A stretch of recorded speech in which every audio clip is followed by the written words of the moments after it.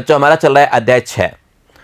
Chapter का नाम है वैद्युत चुंबकीय प्रेरण और इसमें हमने अब तक फैराडे के नियम, लेंज के नियम और प्रेरित विद्युत वाहक बल और साथ में ही गतिक विद्युत वाहक बल के बारे में पढ़ा।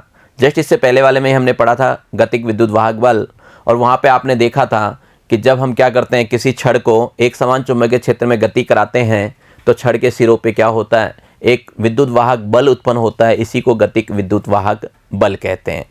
ठीक है, तो हमने वहाँ पे गति क्या की थी, बिल्कुल यो करवाई थी, यानी समतलीय गति थी, एक सरल रेखीय गति थी। अगर यही गति क्या हो, कोणिक हो जाए, एंगल से हो जाए, यानी एंगल की तरह घुमाने लग जाए, एक जगह रख के हम क्या करें इसको घुमाएं, तब क्या होगा। तो आज उसी को हम देखने वाले हैं। छड़ में प्रेरित विद्युत वाहक बल, जब छड़ क्या कर रहा हो, घूर्णित अवस्था में हो। छड़ क्या हो, घूर्णित अवस्था में हो। तो आप कॉपी पेन लीजिए और इस पर हेडिंग डालिए, समरूप चुंबकीय क्षेत्र में घूर्णन करती हुई धातु की छड़ में प्रेरित विद्युत वाहक बल कितना होगा। तो पिछली बार तो क्या था, आपका छड़ सीधा चल रहा था, इस बार छड़ क्या होगा, घूमेगा। समझ गए बात को। तो घूमेगा तो उस वक्त क्या होगा।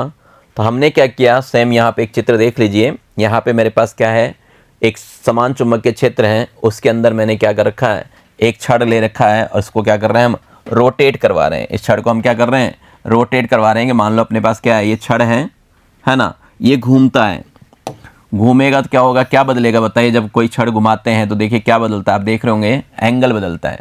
दिख रहा है आपको, यहाँ पे छोटी सी सुई दिख रही है यहाँ पे, तो वहाँ पे क्या है, पहले 0 डिग्री है, फिर इसको अपन घुमा रहे हैं, तो घुमाने पे क्या हो रहा है, एंगल को क्या कर रहा है, अपने एंगल को लगातार बदल रहा है। ठीक है, तो इसको आप घुमाएंगे तो क्या होगा, एंगल बदलेगा, कोण में विस्थापन होगा। समझ गए बात को, क्या होगा, कोण में विस्थापन होगा। तो उस समान चुंबकीय क्षेत्र में जब इसको घुमाया जाए, इसको क्या करें अपन, घुमाएं, है ना, कोणीय वेग से अगर इसको घुमाते हैं तो क्या होगा, घूम रहा है तो सीधी सी बात है क्या होगा, विद्युत वाहक बल उत्पन्न होंगे ना, है ना, गतिक वाले होंगे।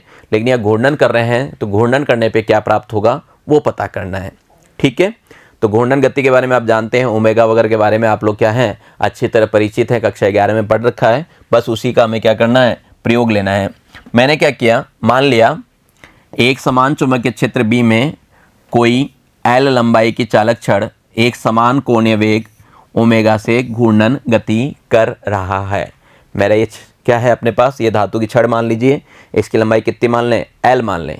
ये क्या है, एक समान चुंबकीय क्षेत्र बी है, उसके अंदर है और कैसी गति कर रहा है, घूर्णित गति कर रहा है। कौन से वेग से, एक समान वेग ओमेगा से। ठीक है, साथ में हमें क्या मानना है, इसको हल करने के लिए हम एक अल्पांश का चयन करेंगे। हमने माना छड़ पर एक अल्पांश है dl, है ना। ये क्या है, ये चुंबकीय क्षेत्र के लंबवत v वेग से गति कर रहा है। जो अल्पांश है वो क्या है, चुंबकीय क्षेत्र के लंबवत है और v वेग से गति कर रहा है। अभी हमने पिछले वाले वीडियो में ही देखा था, जो आपका गतिक विद्युत वाहक बल था वो कितना निकला था, E बराबर क्या निकला था, BVL निकला था, है ना। तो यहाँ पे क्या होगा, उस अल्पांश की बात करें तो आपका जो अल्पांश है dl, इसमें प्रेरित विद्युत वाहक बल कितना होगा, तो ये होगा आपका DE बराबर BVDL हो जाएगा। क्लियर, इसको हम क्या करें, समीकरण नंबर 1 दे देते हैं। भाई वहाँ पे अपने देखा था ना, वहाँ पे हमने देखा था E बराबर निकला था आपका BVL, यही निकला था। कब निकला था, जब आपका ये छड़ को क्या कर रहे थे हम, इसमें गति करवा रहे थे एक समान वेग v से। इस छड़ को क्या कर रहे थे, याद कीजिए PQ, और इसका x क्या हो रहा था, बदल रहा था बार बार। इसकी लंबाई अपन ने कितनी ली थी, L ली थी। जब इसको गति करवा रहे थे तब अपने पास E निकला था, क्या निकला था, BVL निकला था। अब अपन क्या किसकी बात कर रहे हैं, DE की बात कर रहे हैं, अल्पांश की बात कर रहे हैं। तो उस अल्पांश के लिए क्या निकलेगा, BVDL निकल जाएगा। वेग तो वही है।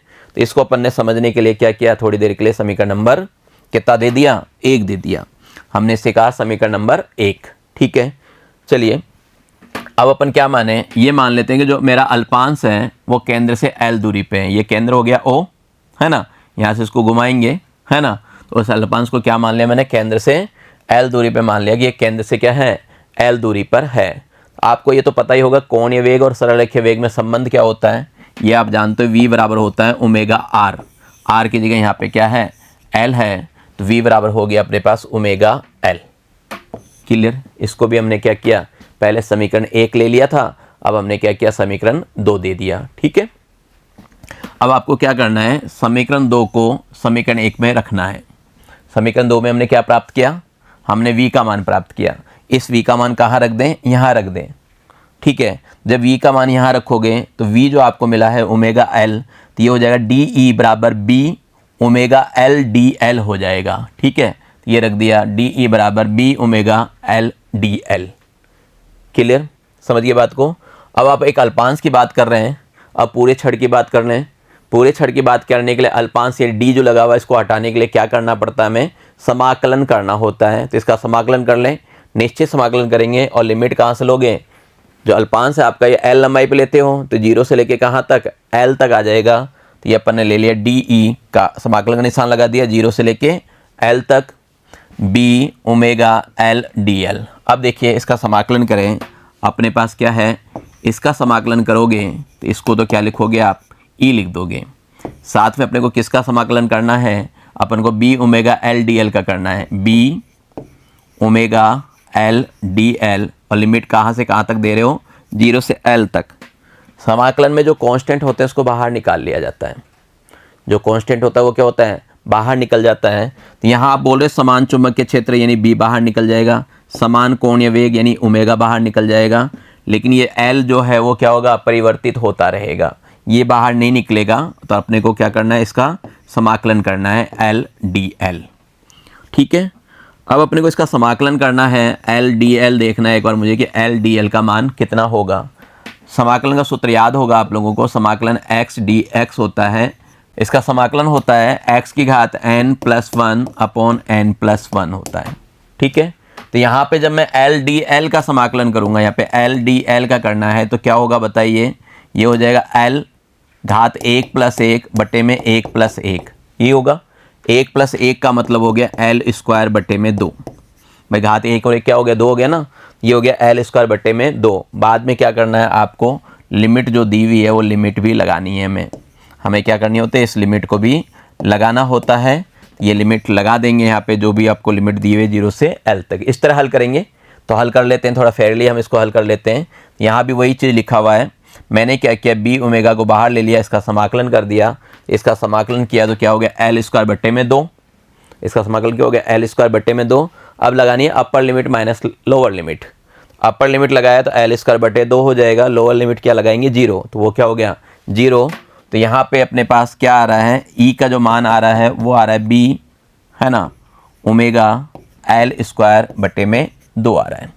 ये अपने पास ई का मान आ गया, ई बराबर 1/2 बी ओमेगा एल स्क्वायर, यानी बटे में जो 2 लिखा हुआ है इसको अपन क्या कर सकते हैं, 1/2 लिख सकते हैं। तो ये समीकरण भी काम की चीज़ है, कई बार अपने को परीक्षाओं में पूछा जाता है और कुछ न्यूमेरिकल प्रश्न इसी से हल होते हैं, इसका भी हमें क्या करना है, ध्यान रखना है। अब देखो इस हिस्से में क्या होता है, छड़ का जो ओ सिरा धनात्मक होता है और ए सिरा क्या होता है, ऋणात्मक हो जाता है जब घूमता है। यहाँ पे देखिए, यहाँ पे दिखाया हुआ जो आपको यहाँ पे, ठीक है। एक सिरा तो क्या होता है, धनात्मक होता है और एक सिरा क्या होता है, ऋणात्मक होता है। तो कौन सा सिरा, तो ए सिरा तो क्या हो जाता है, ऋणात्मक होता है और वो क्या होता है, पॉजिटिव होता है। और ये घूर्णन करने की जो स्पीड है, भाई कितना घूर्णन कर रहा है, अगर इसकी आवृत्ति क्या हो, एफ हो, तो आप जानते हैं ओमेगा बराबर क्या होता है, ये अपने को पता ही, ओमेगा बराबर क्या होता है, 2πf होता है। कई बार हम आवर्ती n मान लेते हैं, अगर आपने आवर्ती n मानी है तो ओमेगा बराबर क्या लिखेंगे, 2πn लिखेंगे।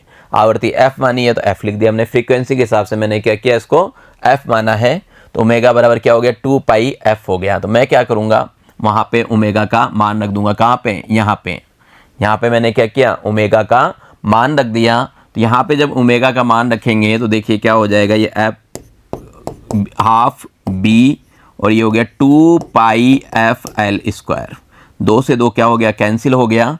यहाँ पे मेरे पास ई का जो मान आ रहा है ये आ रहा है bπfl स्क्वायर, जो कि मैंने यहाँ पे लिख रखा है, यहाँ पे मैंने लिख दिया। ये देखिए 2 से 2 काट दिया मैंने, bπl स्क्वायर ये वाला और ये f इधर लिख रखा है, ठीक है। अब सवाल ये उठता है मैंने πl स्क्वायर को साथ क्यों रखा है। वृत्त का क्षेत्रफल क्या होता है, वृत्त का क्षेत्रफल होता है πr स्क्वायर, तो वहाँ पे जो है क्षेत्रफल क्या हो जाएगा, πl स्क्वायर हो जाएगा, क्योंकि r की जगह हमने क्या ले रखा है, l ले रखा है। भाई इसी को तो वर्ताकार घुमा रहे हैं, इसको अपन क्या कर रहे हैं, वर्ताकार घुमा रहे हैं। इसकी रेडियस कितनी हो गई, l हो गई, त्रिज्या l हो गई, इसलिए मैंने इस तरह लिखा और इस πl स्क्वायर को मैं क्या करूँगा, a लिख दूंगा। तो अब आपका सूत्र क्या बन गया, अब अपना सूत्र बन गया b a और f। तो अपने पास जो e है विद्युत वाहक बल है वो क्या होगा, बी ए एफ के बराबर आएगा। यहाँ पे ए क्या है, तो ए क्या हो गया, पाई एल स्क्वायर हो गया। ठीक है, एफ क्या है, आवर्ती है, एफ क्या है, इसकी फ्रीक्वेंसी है। समझ गए बात को। ठीक है, चलिए हम एक एग्जाम्पल देख लेते हैं। हमने क्या किया, एक एग्जाम्पल ले लिया। यहाँ पे एग्जाम्पल दिया हुआ है कि 0.5 मीटर लंबी छड़, एक चालक छड़ एक सिरे के सापेक्ष 0.04 टेस्ला के चुंबकीय क्षेत्र के तल के लंबवत में 40 चक्कर प्रति सेकंड के कोणीय वेग से घूर्णन कर रही है, तो छड़ के सिरों के मध्य प्रेरित विद्युत वाहक बल ज्ञात कीजिए।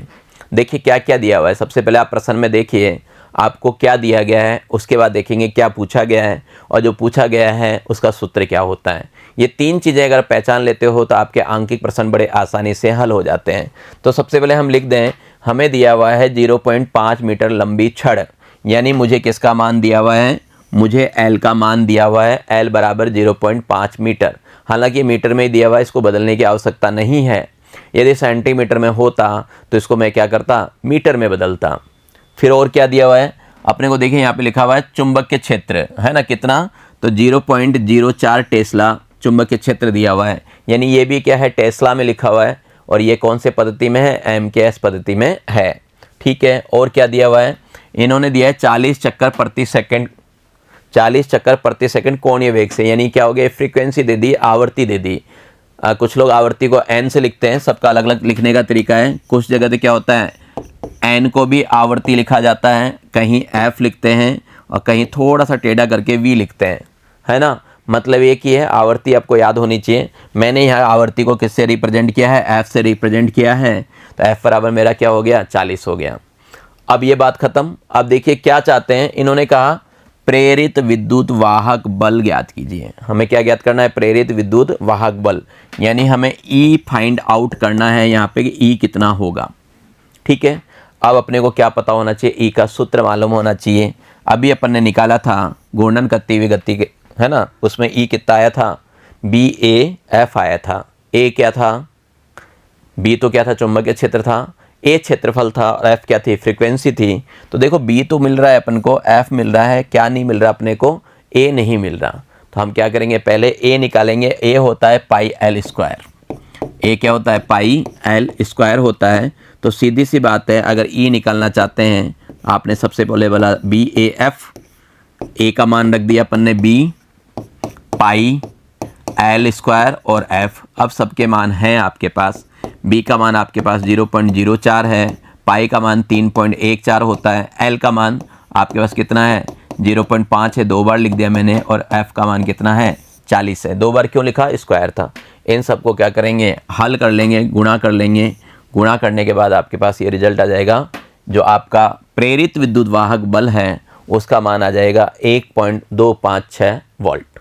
ठीक है, तो कुल मिला के अपने को क्या होना चाहिए, सूत्र तो याद होना ही चाहिए। दोनों प्रकार के सूत्र याद होने चाहिए। जब आपका छड़ सीधी गति करता हुआ जा रहा है तब क्या होगा, वाहक बल, जो अपने पास विद्युत वाहक बल है वो पता होना चाहिए। और अगर घूर्णित गति कर रहा है तब क्या होगा, वो भी पता होना चाहिए। इस पे आधारित न्यूमेरिकल क्वेश्चन आते हैं, आंकिक प्रश्न आते हैं। परीक्षा में भी डायरेक्ट क्या कर सकते हैं, सूत्र की व्युत्पत्ति करा सकते हैं। तो उम्मीद करता हूँ आप आसानी से हल कर सकते हो। तो आज की कक्षा में बच्चों इतना ही, मिलते हैं आपसे अगली कक्षा में। तब तक के लिए धन्यवाद, नमस्कार, आपका दिन मंगलमय रहे।